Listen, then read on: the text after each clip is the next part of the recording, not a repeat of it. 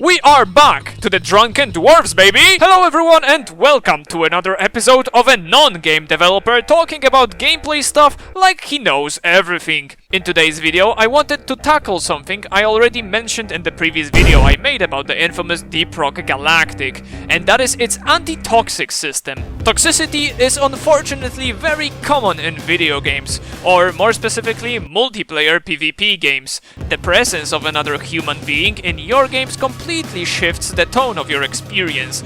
No longer are you peacefully collecting wood for your treehouse, you are now arguing with an actual psychopath about whose mother is getting railed tonight. Depp Rock Galactic is no different, in the playing with others sense, not scolding each other.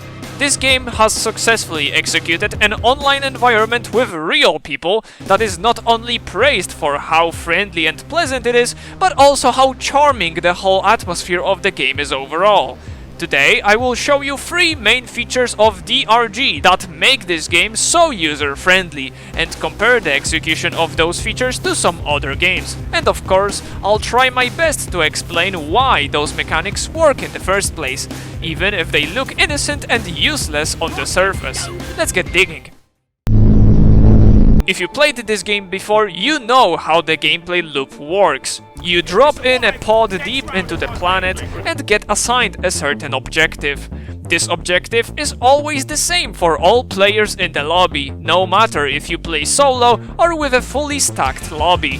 This is the first step to solidify the relationship between you and your teammates, as all of you are working towards the same objective. I will slide in the class system here for a second too, as it's very important in this segment as well. Before each mission, each player can select a class they want to play as. Out of 4 playable classes, there is the Driller, Scout, Gunner, and Engineer. All of them provide something very useful, and I mean very useful. Most of the abilities of those classes are helping intentionally to everyone around, so you want to keep everyone else alive as much as yourself. To give one good example, let's take a closer look at Scout. This dwarf is equipped with a flare gun that, as you might expect, provides significantly more light than any other class can. He is also equipped with a grappling hook that helps him get to very awkward places for everyone else. But let's focus on the flare gun for now. This is how your game looks with a scout in your team, and here's how it looks without him. The difference is clearly noticeable, and that's why you want to keep the other player alive. It's not that you care about the player, you care about their utility that they provide for everyone else. This team dynamic is accurate towards everyone else in your team. A scout is very weak compared to the gunner, and he also can't drill, so instant D tier. In short, everyone wants to keep everyone else alive, because it's beneficial for them to complete their common objective. Speaking of objectives, they are all designed in a way that you really want to have certain classes on some missions. Like in the case of local refinery, a driller can connect the pipelines directly through walls, whereas any other dwarf to achieve this would have to spend some days to dig out one tunnel like this. On the other hand, missions like elimination are just a few boss fights in a row, so a lot of firepower is very useful. There are many more examples of this being the case, and there is only one part of it all that might be considered toxic or simply not so friendly, and that is leaving your team behind at the very end of the mission. But even though it is a possibility, it is still very well handled by the next mechanic. As I mentioned, the missions take place deep underground, somewhere around Y level -13, and what makes the immersion even better are the voice lines thrown here and there throughout the missions.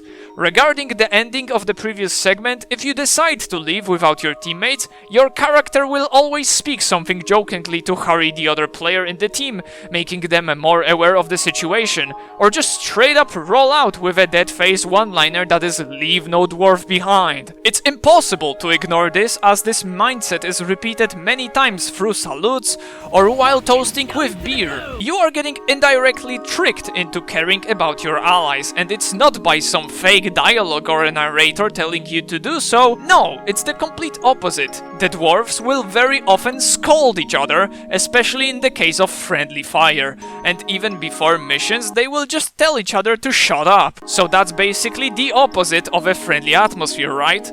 Well, that's exactly where the magic of this game hits. This kind of behavior is more honest and more believable than some fake friendships you create in The Sims 4. With this great attribute of the game, even the meanest of insults are brushed off as another friendly joke.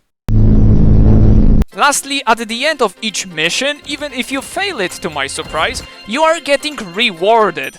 I must admit that the rewarding system in Depp Rock Galactic has to be one of, if not the most generous system I have ever seen in any video game. And what makes it even better, it doesn't feel over the top overpowered.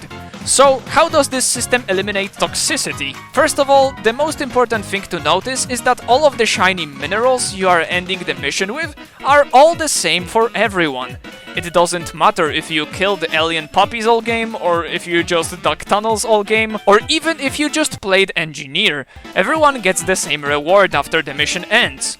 This obviously makes everyone work together even more, as if you are performing your best, you aren't getting punished for it by splitting your hard work across your lazy teammates.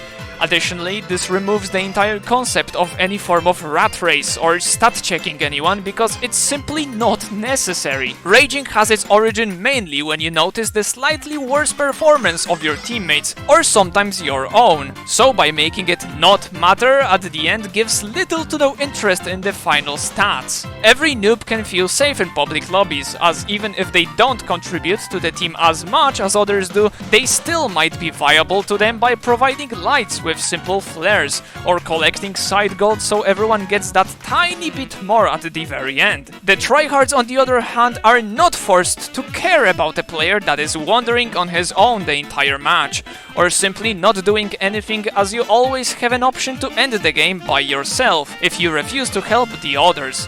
But even that is better than not finishing the mission at all, ensuring that the team gets those precious rewards at the very end. Overall, Depp Rock Galactic has many more instruments that help to fight the toxic behavior of the special snowflakes, like the easy kick system in public lobbies so you don't have to endure griefers, who are a rare sight to behold anyways, or the friendly atmosphere in the pregame hub, the shared beverages, or even the goddamn salute.